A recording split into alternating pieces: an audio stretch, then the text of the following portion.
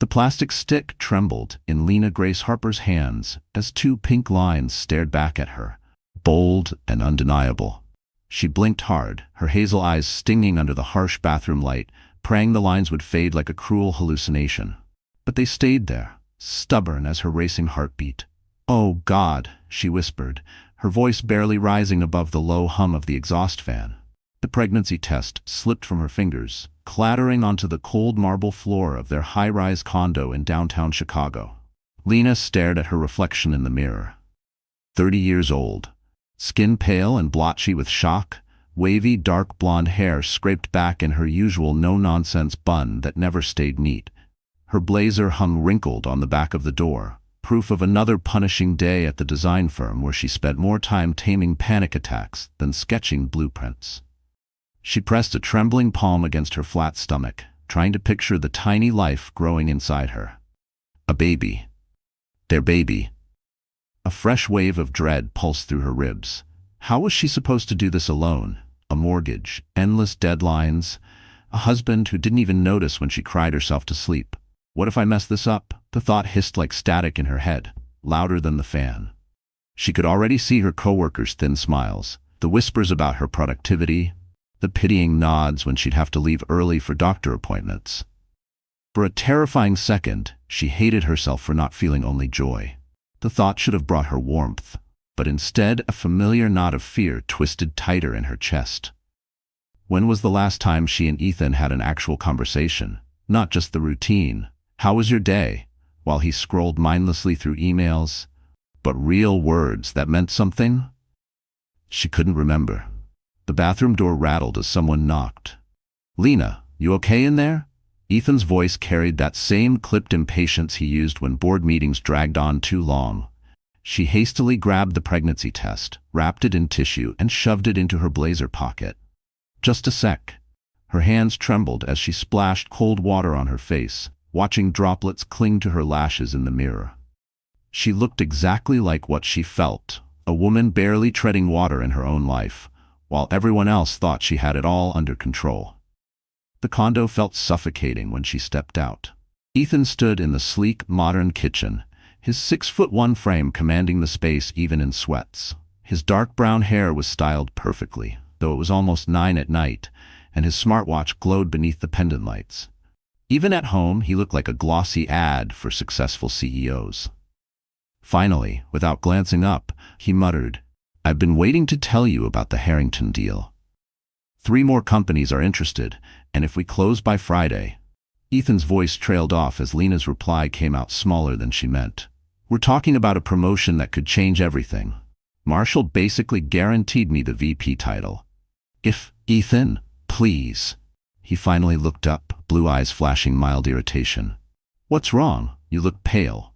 The words pressed heavy on her tongue. "I'm pregnant. We're having a baby. Everything's about to change." But looking at him, really seeing him, she saw a stranger. When had the man she married turned into this polished, unreachable figure who measured life in quarterly reports and bonus structures? "I need to talk to you about something important." Ethan's phone buzzed. His eyes flicked to the screen instantly, and Lena watched that familiar glint of barely contained excitement he only ever saved for work updates. "Can it wait? Cora just sent the preliminary projections for next quarter." Cora? The name slipped out before she could bite it back. The new analyst. Brilliant girl. She really sees the big picture. He was already tapping away again. "You'd like her. She's got this unstoppable drive, always 3 steps ahead." Something cold and sharp settled in Lena's gut. She'd heard that name before, murmured on late-night calls Ethan took in another room, dropped casually in conversations that fell silent the second she walked in. "How long have you been working with her?" "A few weeks." "Why?" But he didn't even look up, fingers flying across the screen. Lena stood frozen, the pregnancy test burning in her pocket like a hidden brand. She watched her husband pour all his fascination into someone else's ambition. The baby inside her deserved better than this. She deserved better than this. "Never mind," she whispered. "Okay." Ethan grunted, already turning toward his office. "I have to answer this. The investors are waiting." The door clicked shut behind him, leaving Lena alone in their flawless kitchen that looked more like a catalog spread than a home. She pulled out her phone and opened her Trello board. Color-coded lists for groceries, meal prep, even anxiety control. Her fingers hovered, ready to add another list, another futile system to keep chaos at bay. But instead, she switched to her Notes app and typed, "Baby due, around February." Below that, after a long pause, "Tell Ethan when he's not busy." She stared at the words, knowing full well when he's not busy might never exist. Beyond their floor-to-ceiling windows, Chicago's skyline glittered with promise. Inside their designer condo, surrounded by curated furniture and modern art, Lena had never felt more alone. The pregnancy test seemed to pulse against her leg through the fabric of her pocket, a tiny plastic prophecy of change. Whether that change would save or destroy her marriage, Lena didn't know. 3 days had passed since she'd seen those pink lines, and she still hadn't found the right moment to tell Ethan. Every morning she practiced the words in the bathroom mirror, lining up her color-coded pens in perfect gradients. A nervous ritual that had only gotten worse since learning about the baby. "We need to talk. I'm pregnant. We're having a baby." But every evening, Ethan came home even later than the night before, his thumbs already tapping away on his phone before he'd even shrugged off his coat.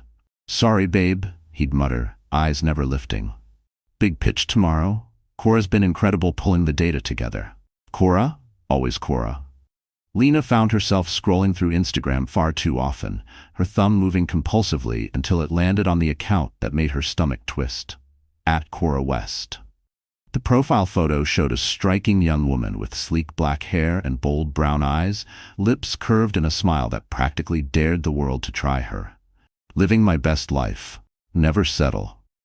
The latest post was a mirror selfie in what looked like the marble bathroom of an upscale steakhouse. Cora wore a figure-hugging black dress Lena knew she'd never have the nerve to wear, her curves flaunted with practiced angles.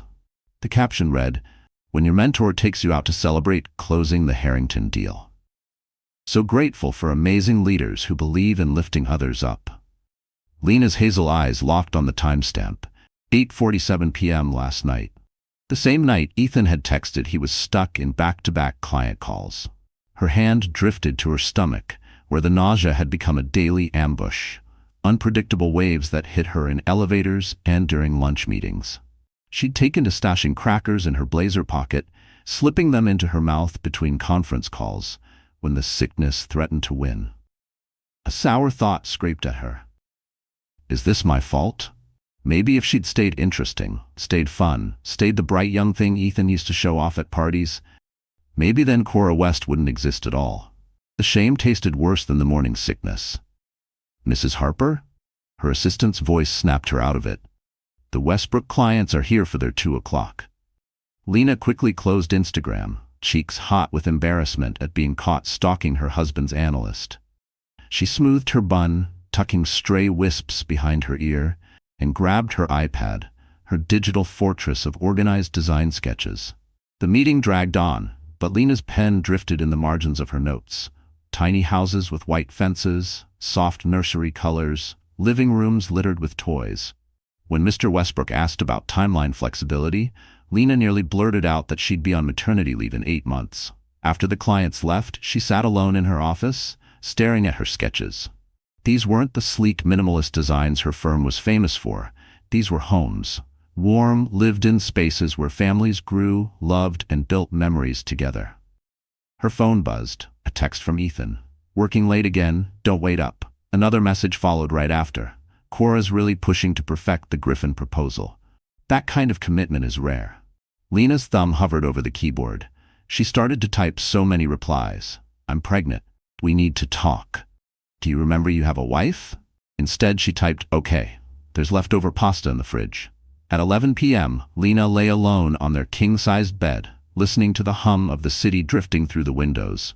Ethan's side stayed cold and untouched.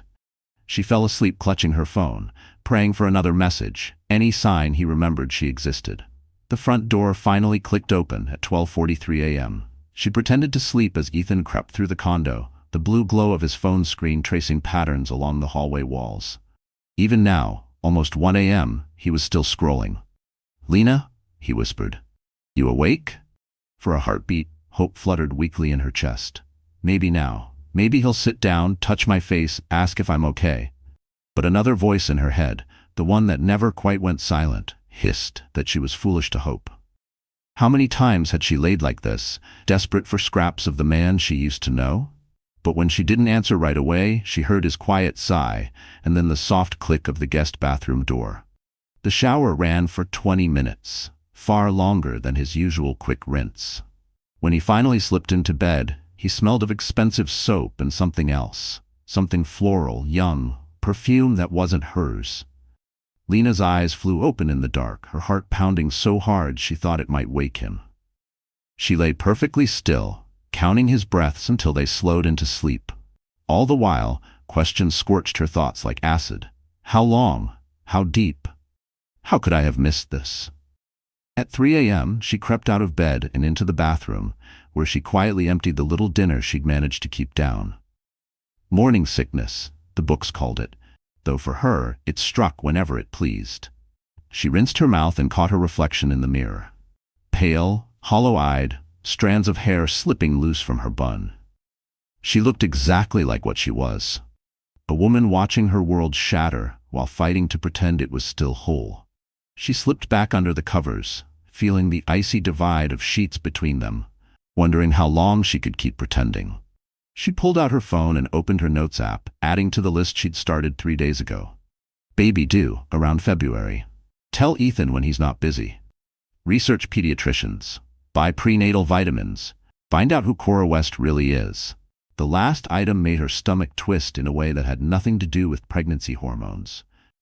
And as Ethan shifted beside her, murmuring a name in his sleep that definitely wasn't hers, Lena knew she couldn't pretend anymore. Something was very, very wrong with her marriage, and she was going to find out exactly what. The truth has a cruel way of surfacing when you're least ready to face it. Lena learned that on a Thursday morning, when Ethan hopped into the shower, leaving his phone abandoned on the nightstand. That never happened. Usually, it might as well have been surgically attached to his hand. But today, he was in a rush, mumbling about an early strategy meeting with the team. The device buzzed with a new message. The preview lit up the lock screen. Cora, last night was incredible. Can't stop thinking about. The words cut off, but Lena's vision tilted sideways. Her fingers moved on autopilot, muscle memory supplying Ethan's passcode, their wedding anniversary, a date that clearly meant more to her than to him. The full thread opened like a raw wound. Last night was incredible. Can't stop thinking about what you said about leaving her. When are we going to stop pretending this is just work? Soon. She's been so clingy lately, always wanting to talk. You're like a breath of fresh air. I know exactly how to make you forget all about home. That black dress worked, didn't it? You have no idea what you do to me. At 24, you've got more fire than she's had in years. Lena's eyes burned as she scrolled higher. Weeks of messages she'd been too trusting to suspect. Late-night texts that had nothing to do with quarterly numbers. Selfies that had nothing to do with data reports. Dinner reservations, secret meetups, all without a single word about the wife waiting for him in their perfectly curated condo. Her favorite, if she could even call it that, was from 3 nights ago. Ethan told her I was working late again. She actually believed me. Cora, poor thing. But that's what happens when you let yourself go. I saw your wedding photo on your desk. She used to be pretty. What happened? Ethan, kids, work, life. She's always tired, always stressed. You make me feel alive again. The bathroom door handle turned, and every ounce of Lena's training as a designer, the ability to hide her emotions behind a polished presentation, snapped into place like armor. The part of Lena that knew how to solve problems under pressure snapped into place. She put Ethan's phone back exactly where she'd found it, arranged herself in the same position, and somehow managed to look convincingly asleep. When Ethan stepped out of the bathroom in a cloud of steam, he didn't even glance her way. "Morning, babe," he said, grabbing his phone off the nightstand. His thumb started scrolling immediately, and Lena watched his face light up at whatever Cora had just sent him. "Good morning," Lena whispered, her voice barely scraping out of her throat. He was already halfway to the closet, pulling out one of his perfectly tailored suits, the charcoal gray one that made his eyes look impossibly blue. "I'll be late tonight," he said, knotting his tie with practiced precision. Big pitch for the Griffin account. Cora's been putting in crazy hours on this one. Cora. Even now, saying her name brought out that specific grin. The one Lena hadn't seen aimed at her in months. Of course she has, Lena managed to say. If he heard the crack in her voice, he ignored it. He was too busy straightening his collar and smoothing invisible wrinkles, the same fastidious care he used to reserve for their dinner dates, back when she was still the center of his universe. After he left, planting a distracted kiss that barely grazed her cheek, Lena sat motionless on their bed. And then she crumbled. The sobs came from somewhere ancient and raw, the sound of a dream dying in real time. She was 8 weeks pregnant with the baby of a man who thought she was clueless and desperate, who compared her to a 24-year-old in tight black dresses, who spammed him with heart emojis, who laughed about her behind her back while destroying the vows she still clung to. The nausea hit viciously, forcing her to run to the bathroom, where she vomited until her stomach was hollow and her throat ached. When she finally raised her head, the reflection staring back didn't look like the woman she'd been a month ago. Hollow eyes, chalky skin, a shell. But as she stared, something inside her shifted. The heartbreak was still there, probably always would be, but beneath it, something harder was forming. Cold, clean anger that burned through the fog of disbelief. Ethan thought she was clueless. He was about to find out just how wrong he was. Lena walked back to the bedroom and flipped open her laptop. Her fingers moved with sharp, mechanical purpose across the keyboard. A quick search told her exactly who Cora West was. Graduated from Northwestern barely 3 months ago with a business degree. Her LinkedIn bragged about the analyst internship at Ethan's firm, her first and only real job. 24, fresh out of college and brazen enough to bulldoze a 7-year marriage for the thrill of it. Lena's phone buzzed with a text from her half-sister, Hannah, in Portland. "Hey sis, how are you? Feels like forever since we talked." For the first time in weeks, Lena actually smiled. Not the fake, brittle smile she'd worn like a shield, but something genuine, anchored by resolve. She typed back, "I need to ask you something. Would it be okay if I came to visit for a while? I need some space to think." Hannah's reply came instantly. "Of course. What's going on?" Lena stared at the blinking cursor, her thumb frozen over the keyboard. "How do you sum up the complete collapse of your life in one text?" "I'll explain when I get there." "Is next week too soon?" "Never too soon for family." "Drive safe," Hannah replied. Lena closed her phone, the decision hardening inside her like poured concrete.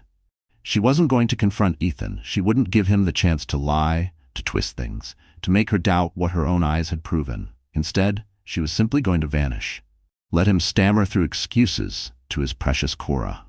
Let him figure out how to juggle his perfect double life without the clueless wife who'd been holding every piece together while he played boyfriend to an intern young enough to still show her college ID at bars. For the first time in months, Lena felt something like peace. She had 8 months to learn how to be a single mother, and she would use every single day to become the woman she should have been all along. The kind who never waits around for a man to remember she exists. But beneath the surge of calm, a faint panic simmered too, a small, ugly voice whispering, "What if I can't do this? What if I run out of money? What if he finds me and talks me into staying?" She squeezed her eyes shut until the doubts shrank back. No. She'd come this far. She wouldn't flinch now. She discovered that disappearing, truly disappearing, took more planning than designing an entire high-rise. Over the next 5 days, she moved through her routine like a ghost, quietly preparing to vanish. Each morning, she kissed Ethan goodbye as he hurried out, probably to meet Cora, then calmly dismantled the life they'd built together. She started with the practical steps, a discreet call to open a separate bank account Ethan couldn't touch, another to reroute her direct deposit from their joint checking into the new one. Her hands trembled as she signed the forms, but her voice stayed steady. "Just some account restructuring," she told the banker, a soft-spoken woman who seemed to understand more than Lena said out loud. Next came her clients. Lena drafted careful emails explaining she'd be taking an extended leave of absence for personal reasons, handing off her projects to trusted colleagues. She specifically entrusted the Griffin project, Ethan's prized deal, to a senior associate she knew would keep it afloat, but wouldn't owe Ethan any favors. The Griffin account, the one Ethan and Cora had supposedly closed together, would roll on just fine without her. The irony, it wasn't lost on Lena. The hardest part was deciding what to take. 7 years of marriage, reduced to 2 suitcases and a carry-on. She folded her clothes methodically, sorted by color and season. The ritual soothed her rattled nerves. The crisp blazers she wore to client meetings, the soft cardigans for late nights at her drafting table, the maternity clothes she'd secretly ordered online, tags still attached. Her iPad slid into her laptop bag alongside chargers and the stylus she used for sketching plans. The pregnancy books she'd been hiding under her side of the bed. The prenatal vitamins she'd been taking alone. She caught herself pausing more than once, clutching a sweater to her chest, fighting the whisper that maybe she was overreacting, that maybe if she stayed, she could fix this. But each time, she forced herself to fold the fabric and keep packing. She wouldn't look back. Not this time. The wedding album stayed. So did the framed photos from their honeymoon in Napa, their anniversary dinners, the picture-perfect moments that had disguised the rot underneath. On Tuesday night, while Ethan showered after yet another late work night, Lena sat at the kitchen island drafting the letter she'd leave behind. She wrote 17 versions before settling on one that said just enough. Ethan, I know about Cora. I know everything. I need time to think about our future, and I can't do that here. Don't look for me. When I'm ready, I'll reach out. Lena. She sealed it in an envelope and placed it on his nightstand, right where he'd find it, after she was long gone. Wednesday morning dawned gray and drizzly, classic Chicago weather that suited her mood perfectly. Ethan left at his usual time, phone pressed to his ear, already rattling off quarterly projections to someone. Not Cora, at least not yet. The day was still young. Lena waited 30 minutes after he left, then called an Uber. As the driver loaded her bags into the trunk, she stood on the curb for a moment, staring up at their building. 43 stories of steel and glass, their condo perched high on the 38th floor. She'd once loved the view. The city unfurled below them like an endless promise. Now, it just looked cold. The drive to Portland took 4 hours with one quick stop for gas and crackers to settle her queasy stomach. Lena spent most of the ride gazing out the window, watching the scenery shift from crowded city blocks to soft, rolling hills, and finally to the quiet, tree-lined streets of her sister's neighborhood. Hannah lived in a modest 2-bedroom bungalow in the Selwood district, a sunny yellow house with white trim, a tiny front yard, and a garden that looked like someone loved it enough to pull every weed by hand. It was the kind of house you'd see in a feel-good movie about fresh starts.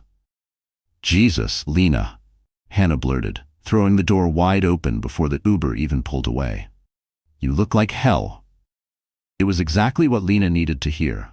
Honest, blunt, no careful tiptoeing like everyone else seemed to think she needed. Hannah had always been straightforward, a trait that used to annoy Lena when they were younger, but now felt like a lifeline thrown just in time. "I feel like hell," Lena admitted, melting into her sister's fierce hug. Hannah was everything Lena wasn't. Curvy where Lena was lean, olive-skinned where Lena was fair, effortlessly casual in jeans and a flannel that looked Pinterest perfect without even trying. At 38, Hannah radiated the calm confidence of a woman who'd survived her own heartbreaks and come out tougher on the other side. "Come on," Hannah said, grabbing one of Lena's suitcases. "Coffee first, then we'll unpack your drama." The house smelled like vanilla candles and leftover toast. Real butter, not the organic spread Ethan insisted on. Hannah's kitchen was small but warm, cluttered with mismatched mugs and a coffee maker that looked older than Lena's entire marriage. "Fair warning," Hannah said, pouring coffee into chipped mugs. "I have exactly 0 patience for men who don't know what they've got. So if you're here to plan how to win back some loser who doesn't deserve you, we're gonna have problems." Lena wrapped her hands around the mug, breathing in the comforting scent that, miraculously, didn't make her nauseous for once. "I'm not here to win anyone back." "Good. Now tell me what that husband of yours did to make you pack up and run." So Lena told her everything. The widening gulf between them, like a hairline crack that had turned into a canyon. The late nights and flimsy excuses. The Instagram account, the gut punch messages, the pregnancy she'd discovered alone and was now facing the same way. Hannah didn't interrupt once. By the time Lena finished, her sister's expression was thundercloud dark. 24 years old, Hannah said finally, shaking her head. Christ, men really are the dumbest creatures alive, huh? The worst part is how stupid I feel, Lena confessed, voice trembling. All the signs were there. I just didn't want to see them. Honey, that's not stupid. That's called being in love. Hannah's tone softened, her hand covering Lena's. But now you know. So the question is, what are you going to do about it? Before Lena could answer, her phone buzzed on the table. Ethan's name flashed on the screen, followed immediately by a text. Then another call. Another message. He found your note, Hannah said dryly. Lena stared at the phone lighting up with Ethan's frantic attempts to reach her. She could practically see him standing in their pristine bedroom, letter clutched in one hand, probably calling her from the same spot where he'd been whispering secrets to Cora about leaving her. The irony almost made her laugh. Let it ring, Hannah said firmly. Trust me, panic looks good on cheating husbands. So Lena did. She sat at her sister's kitchen table, drinking coffee that tasted like safety, while her phone blew up with proof of Ethan's unraveling calm. Somewhere back in Chicago, a man who had always believed he was in control was finally learning what it felt like to be ignored. Ethan James Harper had built an entire career on managing variables, predicting outcomes, never being blindsided.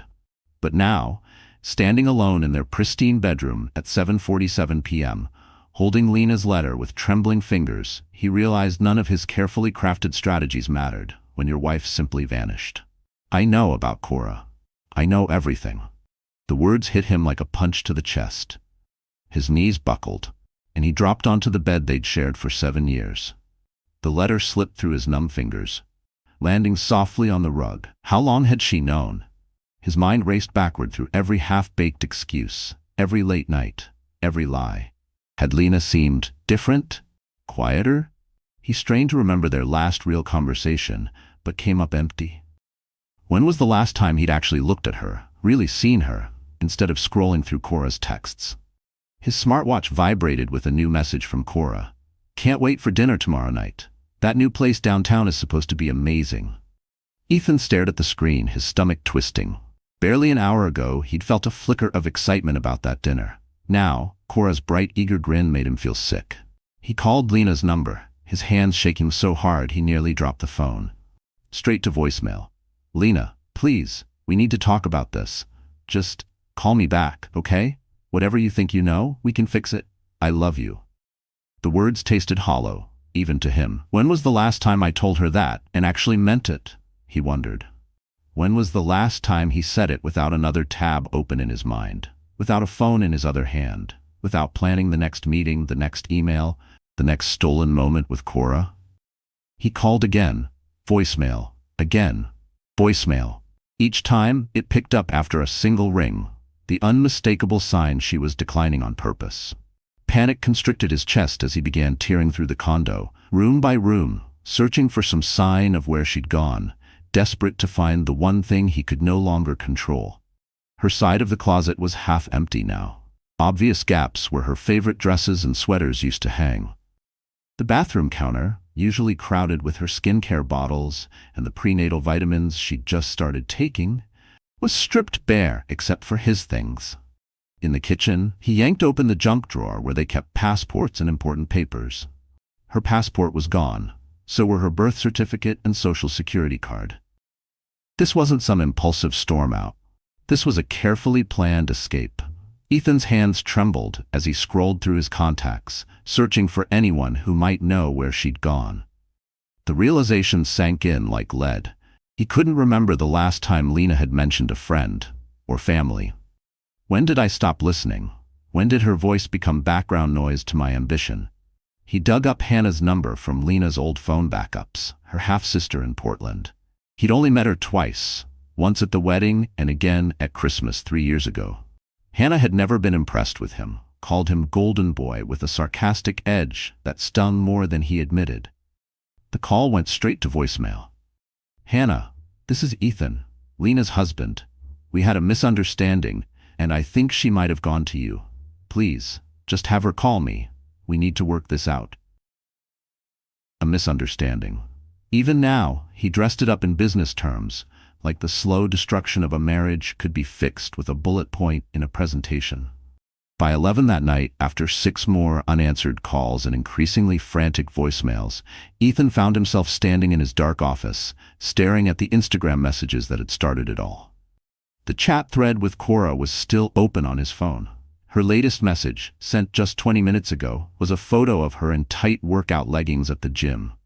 "Getting strong for my man. Miss you already." 3 months ago, that photo would have made him grin. Now it made him want to smash his phone to pieces. What the hell have I done? Yes, Cora was stunning, young, vibrant, hungry for the world, a mirror of the reckless ambition he once had. But she was also just that, a fantasy. A shiny distraction from the real, imperfect, steady love Lena had given him for 7 years, while he chased deals and quarterly bonuses. His phone buzzed. A jolt of hope shot through his chest until he saw the caller ID. Cora. "Hey, handsome," she purred when he answered. Her voice dripped with promise. Ethan squeezed his eyes shut, wondering how the hell he'd gotten here, alone in a beautiful condo with no wife, no family, and a hollow echo of a life he'd once thought was perfect. "I know you said we shouldn't talk tonight, but I couldn't stop thinking about you. Want to come over? I made that pasta you like." Ethan closed his eyes as Cora's voice played back in his head, for once hearing it clearly, the careful sweetness, the perfectly chosen words that always made him feel wanted, special, young. Had any of it been real? "I can't," he said quietly into the phone. "Something's come up, work stuff." "Oh, I don't mind waiting." Her tone turned coy. "I could help you unwind when you're done. Cora, I need to ask you something." His voice was steadier than his hands. "Why are you really interested in me?" A beat of silence, then a laugh. Not the playful giggle he was used to, but something sharper, almost cold. "What kind of question is that? I care about you, Ethan. You're brilliant, successful, and married." The dismissiveness in her tone made his stomach twist. "You said yourself, your wife doesn't get you. She's just holding you back from your real potential." Had he really said that? The words felt like acid in his mouth now, but the memory was there, blurred by wine and the intoxicating feeling of being admired by someone who knew exactly how to stoke his ego. "I have to go." "Ethan?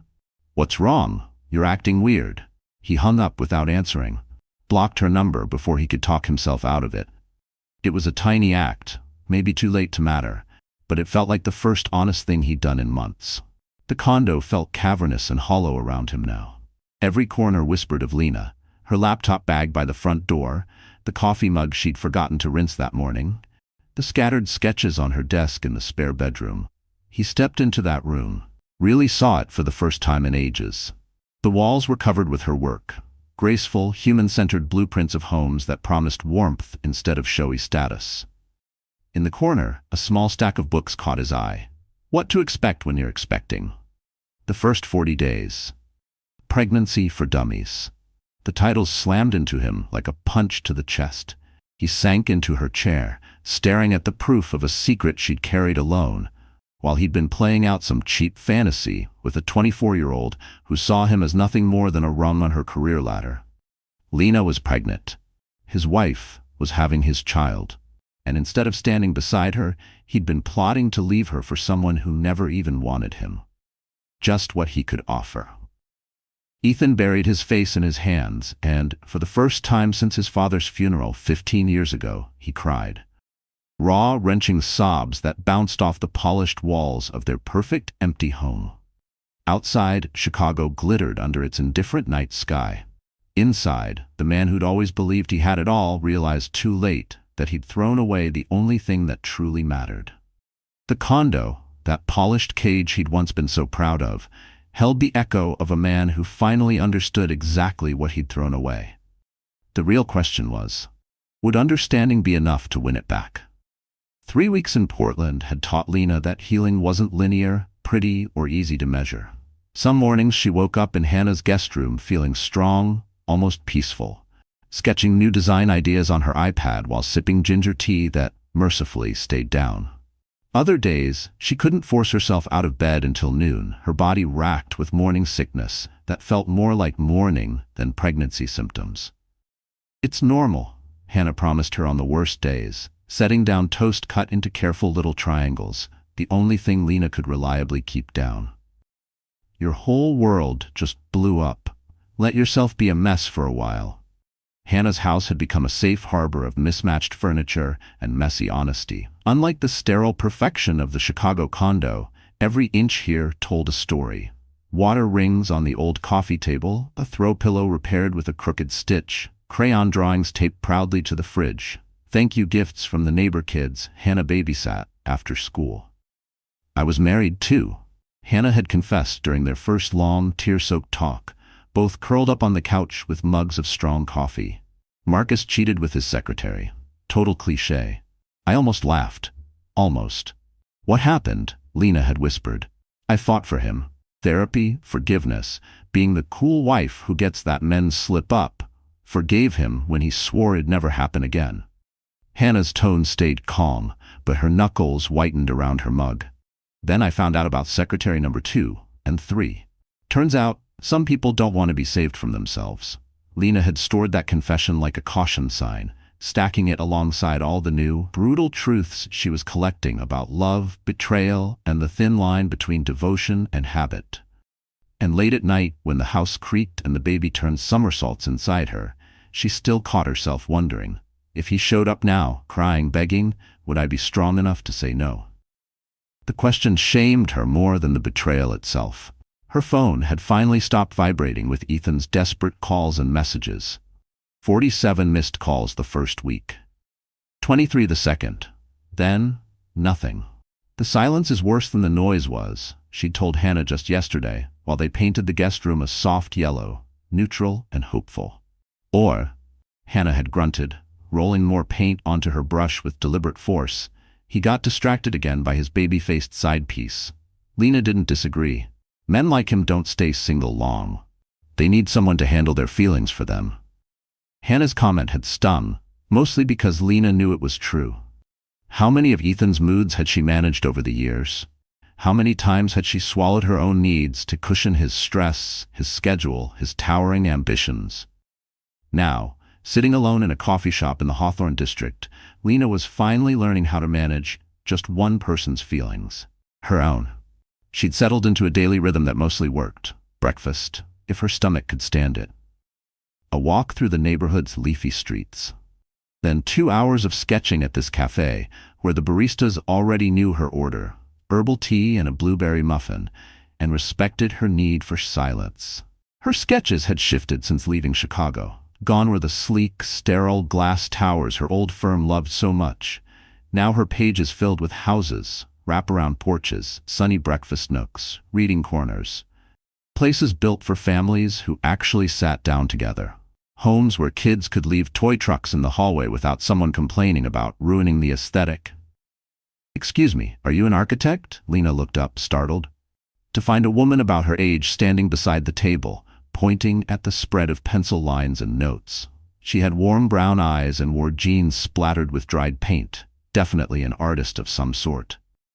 "I am," Lena said cautiously. She wasn't used to strangers asking about her work. Not here, not now.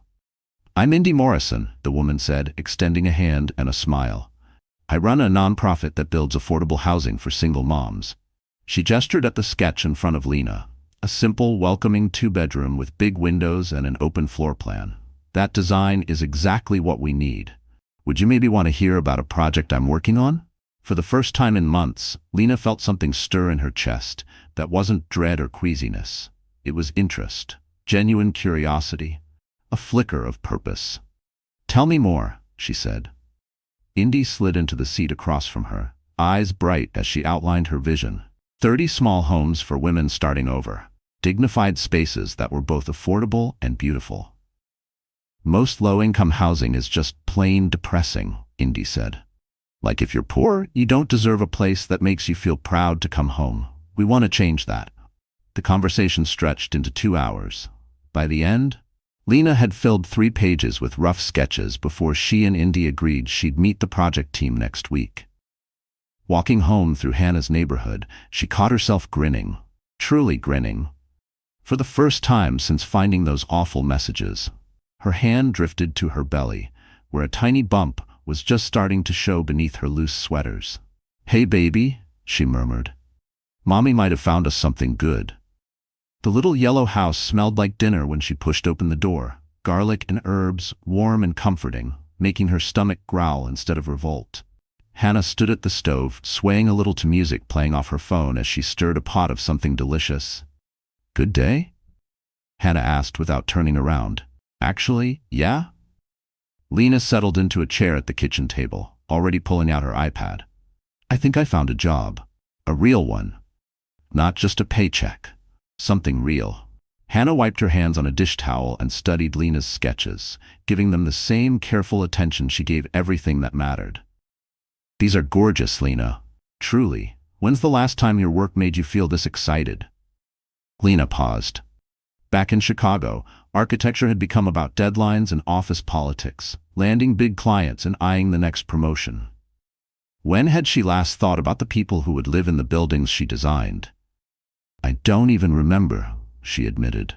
Hannah reached out, squeezing her wrist gently. "Then maybe this isn't just about running away from Ethan.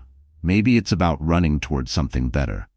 That night, Lena lay in bed listening to Portland's softer nighttime hum, so different from Chicago's restless downtown noise. Her phone rested silent on the nightstand for the first time in weeks. No more desperate voicemails. No more texts full of hollow apologies and empty promises to change. The quiet should have brought her peace. Instead, it left a question echoing in her mind. Had he really given up so easily, or had he just slipped right back into someone else's arms, the way he always had? She pushed the thought aside and forced herself to focus on what was true. Today had been a good day. The baby seemed calmer, settling into a rhythm that didn't knock her flat with nausea every hour. The housing project offered the chance to create something meaningful, something built for people like her. Women rebuilding from nothing. Hannah's spare room was starting to feel less like a refuge and more like a home. For the first time since her world imploded, Lena let herself picture a future that didn't depend on fixing the mess Ethan had made. A future she would design herself, sturdy, honest, real. A life that traded perfection for substance, appearances for authenticity. A radical idea for a woman who'd spent 7 years molding herself into the wife her husband thought he wanted. Instead of the version of herself she'd spent years performing for other people, Lena drifted off to sleep that night, with one hand resting protectively on her growing belly. And for the first time, she felt ready to discover who she really might be. Cora West had always excelled at reading people and giving them exactly what they wanted to hear. It was how she'd coasted through college on scholarships and landed an analyst internship at one of Chicago's top consulting firms. But standing in Ethan's glass-walled office on a Tuesday morning, watching him stare pointedly past her shoulder while reciting what was clearly a rehearsed speech, she realized her calculations might have been off this time. "The internship program is being restructured," Ethan said, drumming his fingers on the desk. That same anxious rhythm she'd noticed more and more over the past month. "We're pivoting to prioritize candidates with more specialized experience." Cora adjusted her fitted black blazer, the one that used to draw that hungry look from him just weeks ago, and offered him a practiced, saccharine smile that had undone stronger men than him. "Ethan, if this is about your wife, we can work around it. I get it. Married men have to be discreet." For the first time, he met her eyes. What she saw there wasn't lust or shame or even anger. It was something worse. Cold indifference. "This isn't about my wife," he said quietly. "This is about professionalism and the fact that I made a serious error in judgment that could have jeopardized both our careers." A flicker of panic tightened Cora's chest. She'd been so methodical, so strategic. Ethan was supposed to be her shortcut to investors, a fast-track recommendation for a permanent hire, maybe even connections that could lead to real money and influence. She had invested 3 months in him. She wasn't about to lose it all because he'd suddenly grown a conscience. For a split second, her polished confidence buckled, replaced by a raw surge of fear. What if he cuts me loose and I have nothing? What if every whispered promise was just another lie? She forced the dread down and let anger fill its place. "You don't mean that," she said, stepping closer to his desk. "I know you feel something real for me. You told me I made you feel alive again, remember? You said your wife didn't get you like I do." Ethan flinched as those words, his own careless confessions, came back at him like knives. "I was wrong to say those things," he muttered. "I was wrong about everything." "Oh, was the sex wrong too?" Cora shot back, her sweetness gone, swapping subtlety for blunt force. "Because you didn't exactly look conflicted then." The color drained from Ethan's face. "Keep your voice down." "Or what? You'll fire me?" She laughed, but it sounded like broken glass. "Too late, sweetheart. I have screenshots of every text you ever sent me, every late-night promise to leave your boring wife, every photo you begged for, every plan you swore we'd make real, your precious investor contacts, your big career favors. Remember all that?" She crossed her arms, watching his composure crack one trembling breath at a time. Now she had his full attention. The nervous tapping of his fingers stopped, and his expression shifted. Gone was the embarrassed guilt, replaced by the cold, strategic calculation she'd seen him wield in high-stakes meetings. "Are you threatening me, Cora?" "I'm protecting myself," she shot back smoothly. "Let's not rewrite history. You were the one who started flirting during those late strategy sessions. You suggested the first round of drinks after work. You swore your marriage was dead and buried anyway." It was true, mostly. Sure, she'd leaned in, played up the interest, but Ethan had crossed the line first. The wedding band still snug on his finger was proof of who'd betrayed whom. "What do you want?" he asked finally, his voice tight. "I want what you promised," Cora said without missing a beat. "A permanent position, not just this flimsy internship. And your connections, the Griffin account team, an intro to the Morrison Project people, your personal recommendation on record. You owe me that much." Ethan went silent, and Cora could practically see the gears grinding behind his eyes, calculating risk, weighing damage control against the cost of silence. She knew the game well enough. An exposed affair would shred his reputation far worse than hers. She was young, could spin herself as the ambitious intern caught up in her married boss's manipulations. He was the senior executive with everything to lose. "Fine," he said at last, voice flat. "I'll make the calls, but after that we're done, completely done." Cora's smile was no longer sweet, it was sharp and utterly unmasked. "Deal?" She turned to leave but paused when he called her name. "Cora, what we had, did it ever mean anything to you?" She stopped at the door, weighing whether to lie or tell the truth. Ethan wasn't a bad man exactly. He was charming, successful, and in the beginning he'd even been gentle. In another life, without ulterior motives, she might have genuinely liked him. But this wasn't another life. "It meant job security," she said plainly. "Thanks for the reference letters." After she walked out, Ethan sank back into his chair, alone in the echoing hush of his office. His eyes drifted to the framed photo on his desk. A wedding snapshot from the day he and Lena had looked at each other like they were the luckiest people alive.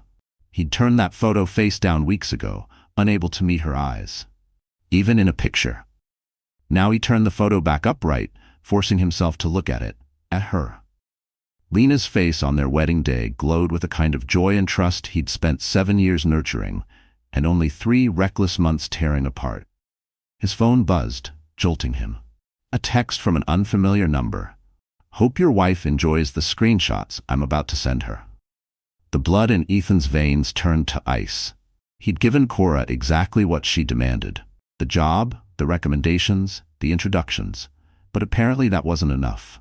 She wanted to torch whatever scraps of his marriage still survived, either out of spite or to keep him too terrified to retaliate.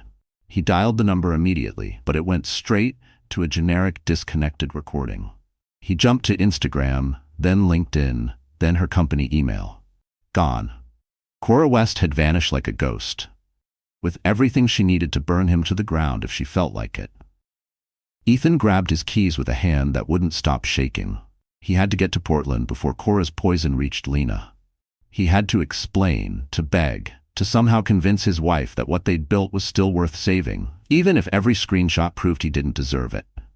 As he barreled through Chicago traffic, blowing past speed limits and caution signs, dread gnawed at his ribs like an animal. Deep down, he knew he was already too late. The woman he'd married, the one who'd believed in him even when he gave her nothing in return, she was a mirage he'd squandered. Now the truth was reclaiming everything he'd pretended was safe. Back in the glass tower he'd abandoned, Cora West cleared out her desk with practiced ease, already drafting the LinkedIn post that would frame her exit as a brilliant career pivot, not the ruthless con it really was.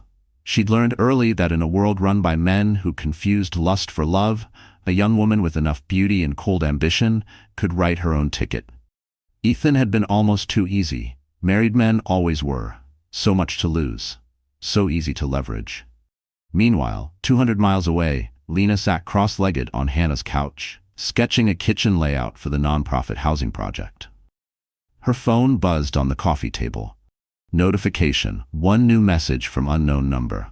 She glanced at the preview, thought you should see what your husband really thinks. Her pencil froze mid-stroke. For 6 weeks, her phone had been blissfully silent. No more desperate voicemails, no more apologetic texts. She'd even let herself believe maybe Ethan had finally let go. Maybe he'd settled for Cora and left her alone to rebuild what he'd broken. The screenshot that loaded next shattered that fragile hope in a single line. Ethan. Lena's been so clingy lately, always wanting to talk and connect and have these deep, exhausting conversations. Lena stared at the words, her heartbeat hammering in her ears. So this was the man she'd wasted 7 years loving. Sometimes I think she's just desperate to keep me interested. Cora. Poor baby. Good thing you have me to remind you what real passion feels like. Ethan. She's gained weight too. Keep saying it's stress, but I remember when she used to take care of herself. Lena's vision blurred as more screenshots kept loading, each one another slice across already raw skin. Messages mocking her boring friends, her predictable routines, her need for real connection. Photos. God, the photos. Ethan had sent Cora snapshots of their bedroom, their kitchen, even the wedding album she'd left behind in Chicago, all with cruel little comments attached. Ethan. Look at this one from our honeymoon. She was actually pretty back then. What happened? Life happened, baby. But you don't have to settle for less than you deserve. The last screenshot was dated just 2 days ago. Hope your wife loves reading these. Consider it my going-away present for your marriage. Lena dropped her phone like it had burned her. The hum of the coffee shop, baristas calling orders, spoons clinking against mugs, melted into a high-pitched static in her ears. She pressed both hands to her now noticeably rounded belly and forced herself to breathe past the nausea that had nothing to do with pregnancy hormones. He'd laughed about their private moments, shared photos of their home, mocked her body, her life, the very core of who she was. All for the amusement of a girl who'd seen their marriage as sport. Ma'am? Are you okay? The barista who'd learned her tea order weeks ago stood by her table, worry creasing his forehead. Lena managed a stiff nod, even though she felt like she might collapse. I'm okay. Just need some air.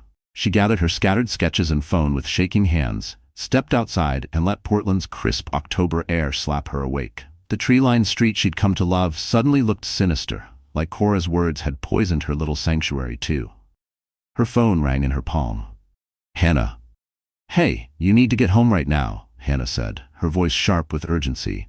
Your husband is here. What? Lena's knees almost gave out on the sidewalk. How did he? I don't know, but he's pacing my yard like a lunatic. The neighbors are staring. He keeps saying he needs to talk to you about some messages. I think he knows about the screenshots. Lena closed her eyes, steadying her breath. 6 weeks of hard-won strength. 6 weeks of finding herself again. Through work that mattered, late-night talks with Hannah, and the quiet pride of surviving on her own.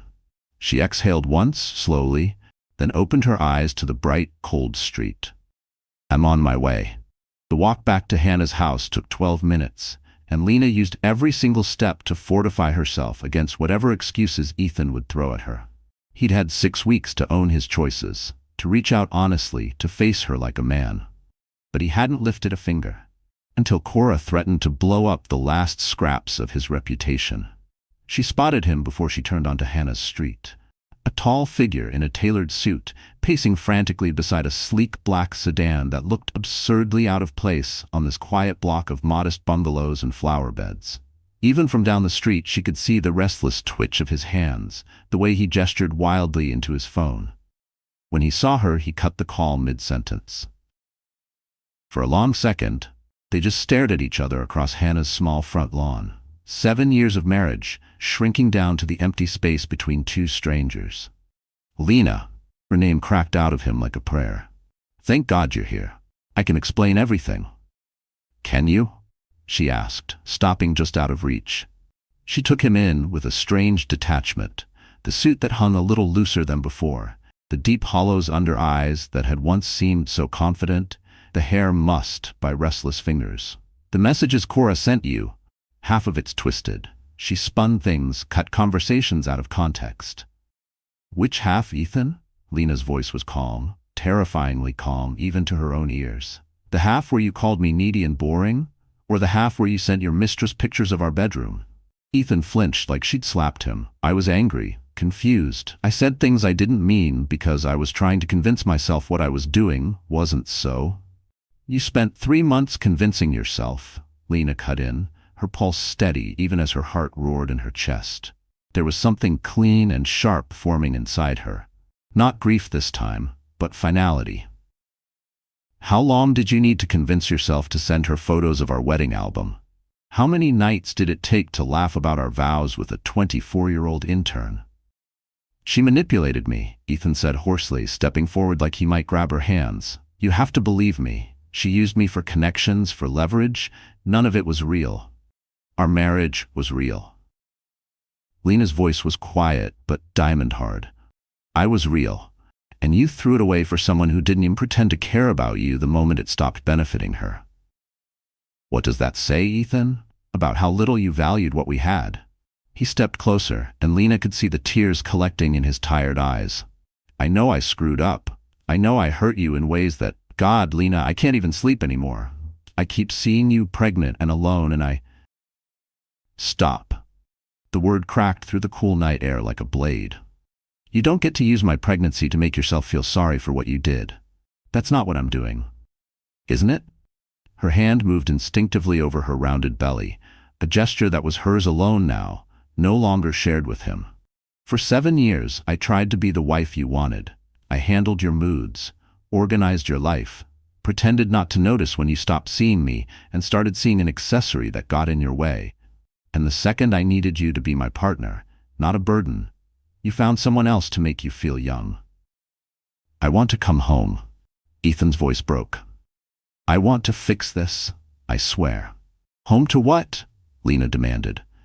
"To that condo where you invited another woman's fantasy into our bedroom? To a life where I lie awake wondering if every word out of your mouth is just what you think I want to hear."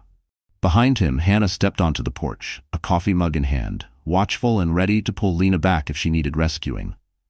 She met Lena's eyes and nodded once, a silent promise that she wasn't alone this time. "I love you," Ethan said hoarsely, his shoulders slumping. "I know I don't deserve it, but I do. I love you."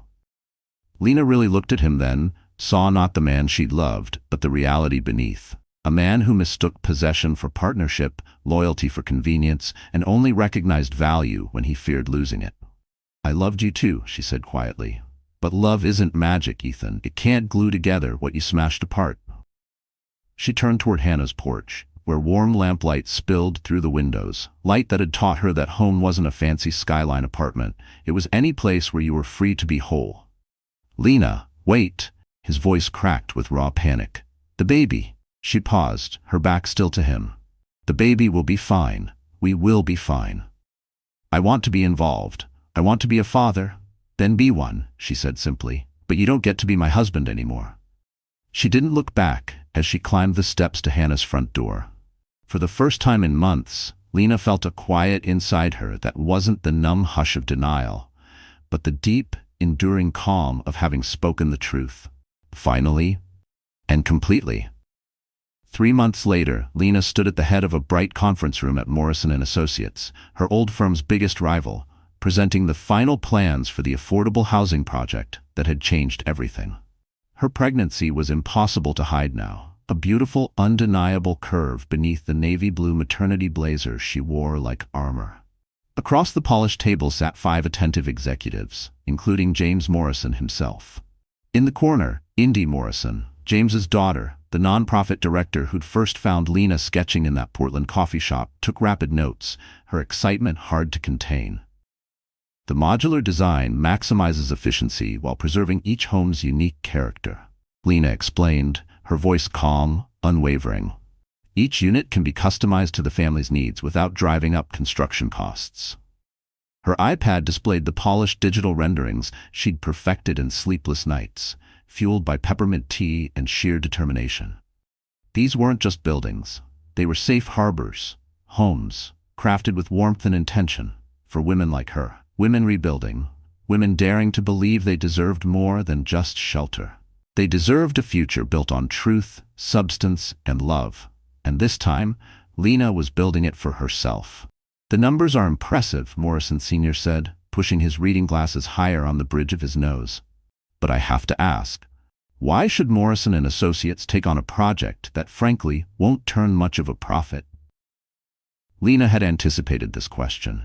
She'd rehearsed the answer in her mind through sleepless nights and long walks around Portland blocks. "Because sometimes the most valuable projects aren't measured in profit margins," she said evenly. "They're measured in families given a fresh start, communities built where none existed, and in knowing that when you look back at your body of work, you can say you made the world a little bit better than you found it." The room fell silent. Beyond the floor-to-ceiling windows, Seattle's glittering skyline stretched toward the sound. The same skyline she'd once gazed at from an office that hadn't deserved her. Somewhere out there, her old life carried on without her, and for the first time she didn't miss it at all. "There's something else," Indy piped up, sliding a tablet across the glossy conference table to her father. "Patterson & Associates submitted a competing proposal for the same contract. I think you'll want to see who their lead architect is." Morrison Sr. frowned as he scanned the screen. "Ethan Harper? Isn't he consulting now, not design?" "He transferred over about 6 weeks ago," Indy explained, her voice matter-of-fact but edged with quiet loyalty. "Word is his consulting rep took a hit after some personal complications." Lena's hand tightened around her stylus, though her expression stayed neutral. She'd braced herself for this. Of course, Ethan would claw for relevance in the fastest, cheapest way possible, by cannibalizing her ideas. For a breath, a phantom panic pricked at her ribs. That old, familiar dread. What if they believe him instead of me? What if history repeats? But then she exhaled and remembered who she was now. Not the woman who waited for permission, but the woman who built her own doors and walked through them. "Show me," Morrison Sr. murmured. The competing design flickered to life on the big wall monitor. Lena recognized her own architectural DNA in every line. The open floor plan she'd fine-tuned, the light-maximizing layouts she'd championed, the carefully chosen sustainable materials she'd sourced herself. But where her blueprints felt alive, warm, humane, Ethan's version looked like a soulless prototype.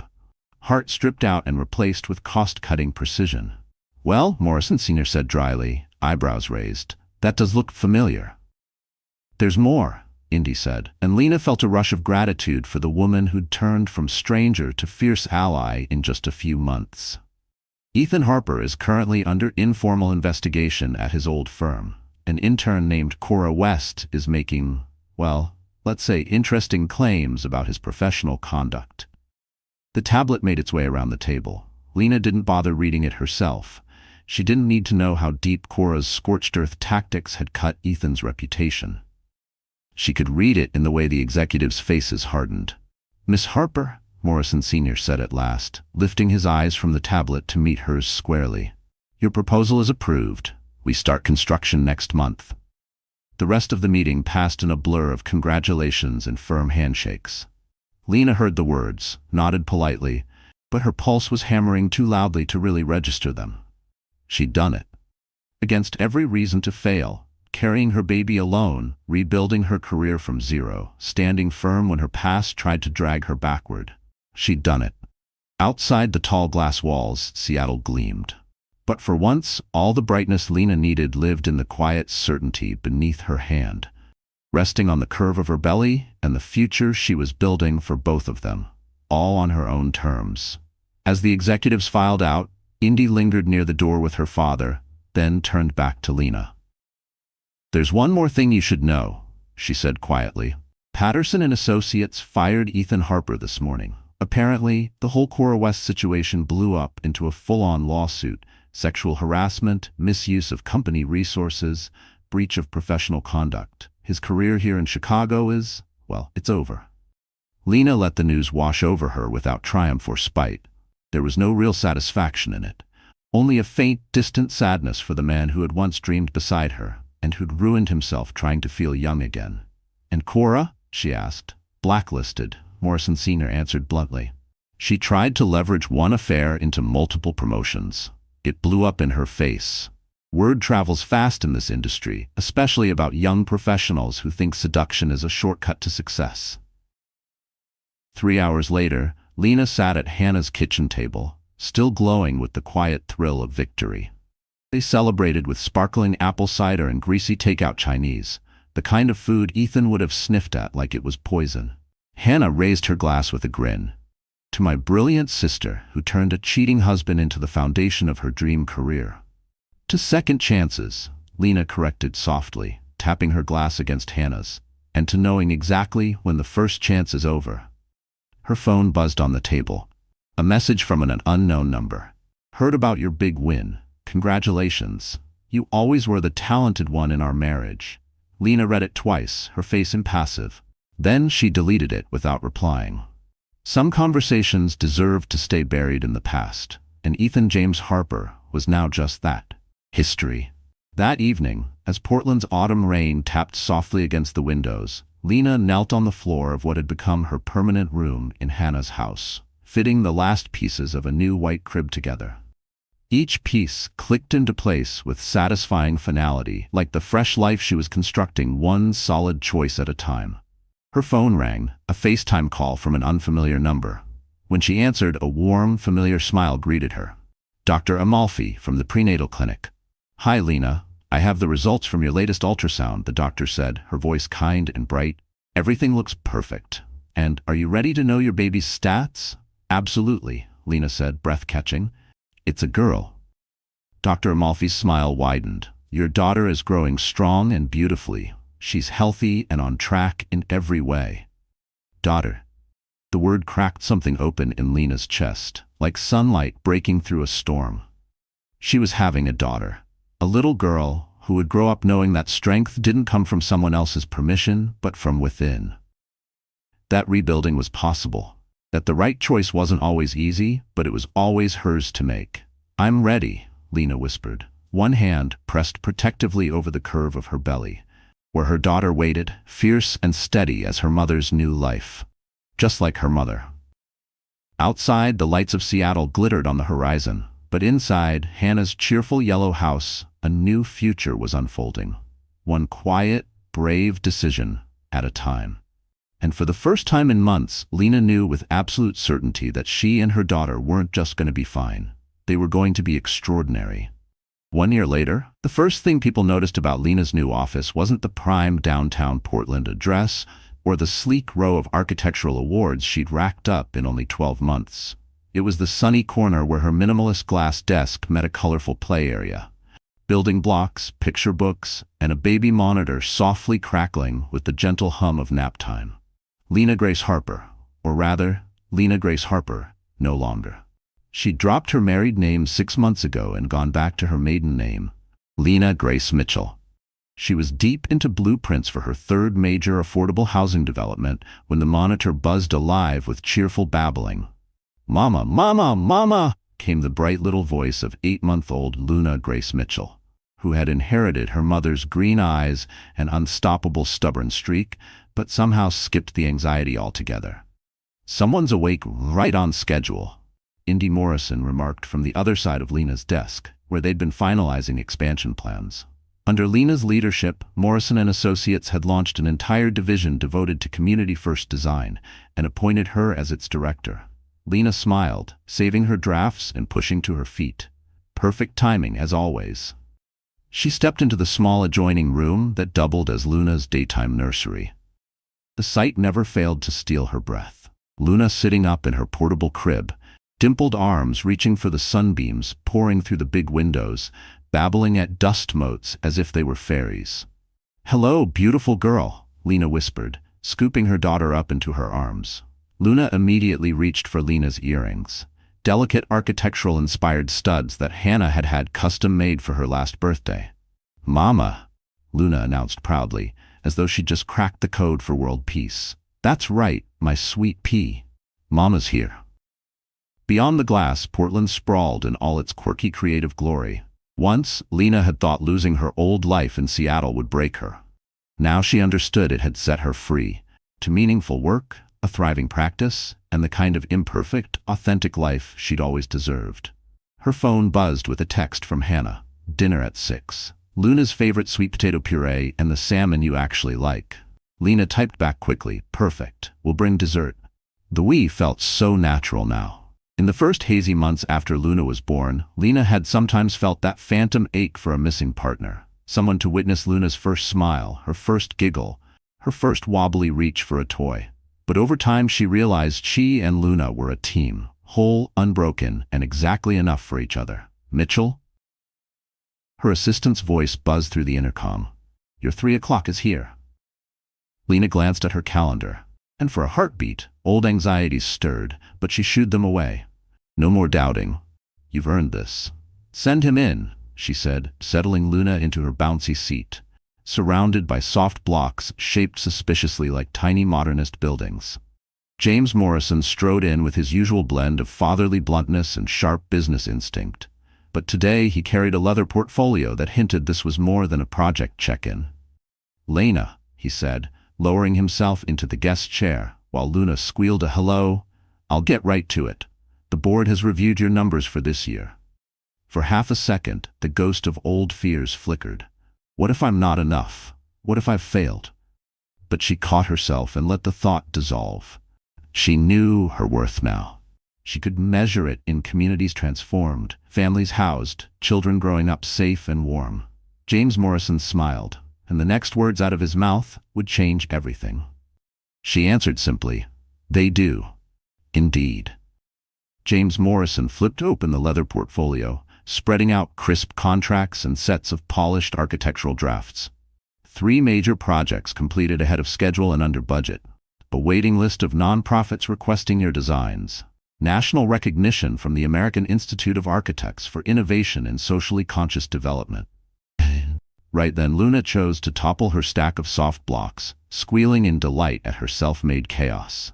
Both adults paused to admire her tiny triumph before Morrison continued, amusement softening his tone. "And the remarkable talent to balance groundbreaking professional excellence with motherhood, which brings me to my offer." He slid the contract across Lena's sleek desk, thicker than any document she'd touched since her divorce papers. The top page, in bold letters, spelled out what it was: full partnership at Morrison & Associates. Her own division dedicated to humanitarian architecture, complete creative control, profit sharing. And Morrison tapped the relevant page, a child care policy designed for the realities of modern parents. Lena stared at the pages, heart pounding. Partner, at 33, after burning down and rebuilding every piece of her life, after all those lonely nights in Chicago, wondering if anyone would ever see her for more than just a pretty extension of her husband's resume. "The salary's competitive," Morrison said dryly, "but more importantly, this comes with what your old firm never offered: respect for the whole person. You're not just the polished mask you wear to meetings, you're the soul behind it." "Mr. Morrison?" Lena's voice caught, but she pressed on. "Why me? Why this?" He leaned back and gestured at Luna, who was now gleefully trying to chew on a phone block. "Because you've proven that great architecture isn't just blueprints and steel. It's about knowing that the walls we build shape the lives inside them. And because anyone who can transform affordable housing and raise a tiny tornado like that, well, you're clearly part human, part superhero." Lena laughed, a clear, bright laugh that felt like sunlight. "Can I have the weekend to think about it?" "Take all the time you need." though Indy's probably already designing your new business cards. After Morrison left, Lena sat at her desk with Luna in her lap and the contract spread open under her fingers. Every term was generous. The freedom was unheard of. And the security meant Luna would never doubt she was safe, wanted, provided for by her mother alone. More than any of that, though, this offer was proof that the path she'd chosen, the hard, lonely, terrifying choice to rebuild instead of reconcile, had led her here, to a life she'd made with her own hands. Her phone rang. For a second, the old anxiety flared. Ethan. But no, it had been months. The caller ID read Hannah. Relief and warmth spread through her chest. "Hey," Lena answered, pinning the phone between her ear and shoulder while Luna made a grab for her pen. "So," Hannah said, skipping all pleasantries, "I just heard from the nonprofit grapevine that someone got offered a partnership today. News travels fast in Portland. Are you going to take it?" Lena looked around her bright new office. At the neat rows of architectural models, the hand-painted thank you cards pinned above her desk, and the baby in her lap who would grow up knowing her mother had built all this from the ashes. She smiled. "Yeah, I think I am." Letters from families who now lived in homes she'd designed. A framed photo of Luna's first blueprint help, which mostly involved drool and grabbing for her mother's pen. "Yeah," Lena said into the phone, surprise coloring her voice as she realized the truth had already settled in her heart. "Yeah, I think I am." "Good," Hannah replied without missing a beat. "Luna needs to see her mama conquering the world." That evening, Lena sat in Hannah's backyard garden, explaining the new partnership to her sister, while Luna discovered the mysteries of grass and stubbornly tried to eat every dandelion within reach. For the first time in her adult life, Lena felt it, a perfect alignment between who she was and how she lived. The sunset over Portland painted the sky in soft pinks and golds, as if the universe itself had designed a canvas just for this moment. "You did it, sis," Hannah said, her voice low and full of pride. "You really did it." Lena looked down at her daughter, who was now methodically inspecting a blade of grass like a scientist on the brink of a breakthrough. "We did it," Lena corrected softly. "All of us." Somewhere far away in Seattle, her old life trudged on without her. Ethan had retreated to his hometown in Ohio, working for a small firm, reputation damaged and ambition dulled. Cora had vanished from the industry altogether. Her own games had devoured her chance at the future she thought she deserved. But here, in a backyard garden planted by her sister's patient hands, with Luna tugging at flowers and giggling at bugs, Lena Mitchell, architect, mother, partner, survivor, was finally completely home. 5 years later, Luna Mitchell Morrison stood at the edge of the new Riverside Community Playground, directing a swarm of neighborhood kids in a sandbox construction masterpiece. "The foundation has to be strong," she told a wide-eyed boy named Marcus, echoing both her mother's precise passion and Aunt Hannah's no-nonsense tone. "Otherwise, the whole castle falls down." On a nearby bench, Lena watched her second daughter, 3-year-old Sage, dozing against her side after a big morning at the ribbon-cutting ceremony. Riverside had been Lena's crown jewel. 150 units of affordable housing designed like a real neighborhood. Community gardens, a daycare, shared spaces that turned strangers into neighbors and neighbors into friends. "She's got your eye for detail," Indy said, dropping down beside her with 2 cups of coffee from the new community cafe. Another piece of Lena's vision made real. "And Hannah's stubborn streak," Lena replied. Watching Luna demonstrate proper sandpacking technique with the authority of someone who'd grown up surrounded by blueprints and models. Lena's phone buzzed. A text from her newest client, a women's shelter in Vancouver, ready to break ground on a residential complex designed to feel like hope. At 38, Lena Mitchell had become one of the most sought-after architects on the West Coast, known for what glossy magazines now called empathetic design. Spaces that honored the lives inside them first, profit second. She'd spoken at conferences, collected international awards, and most importantly, created homes for thousands of families who deserved dignity and warmth.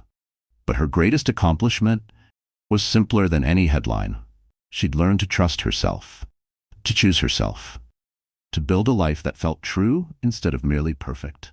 As the afternoon light softened over the community she'd raised from drawings and dreams, Lena gathered her daughters and headed home. to the craftsman house she'd bought in Portland's Alberta district. A sturdy home with a big backyard and a little studio where she still sketched late at night under the moon. "Mama?" Luna asked as they crossed the playground, her small hands sticky with sand and ice cream. "When I grow up, can I build houses too?"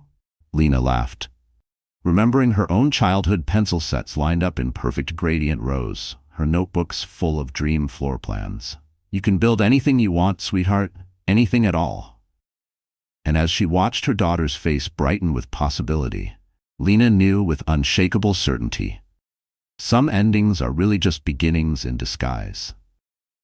The community she built wasn't only made of wood and steel, it was made of second chances, brave mothers, and the radical truth that everyone deserves a place to belong. So that's how the story comes to an end, my amazing friends. You're still here with me at this very moment, aren't you? If you are, maybe it means something deep in this tale has touched your heart too. You know, life doesn't always play fair. People we trust might betray us, dreams we build can collapse overnight, and sometimes we're left carrying wounds no one sees. But as the Stoics remind us, the obstacle is the way. Marcus Aurelius once wrote, "If you are distressed by anything external, the pain is not due to the thing itself, but to your estimate of it.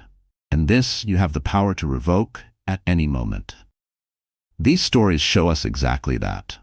Whether it's a woman bravely walking away from a cheating husband, or another rebuilding her strength from betrayal and heartbreak, they all teach us one thing. Pain can break us, but it can also rebuild us into someone wiser, kinder, and stronger than before.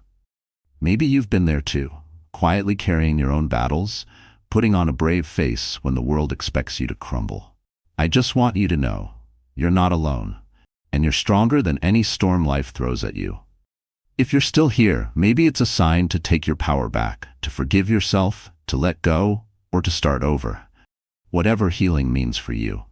And hey, if this story gave you even a tiny bit of hope or courage today, please give it a like, share it with someone who might need it too, and don't forget to subscribe to our channel. Because together, we remind each other every day, we are not our past, but we are always free to shape our future. Stay strong and see you in the next story.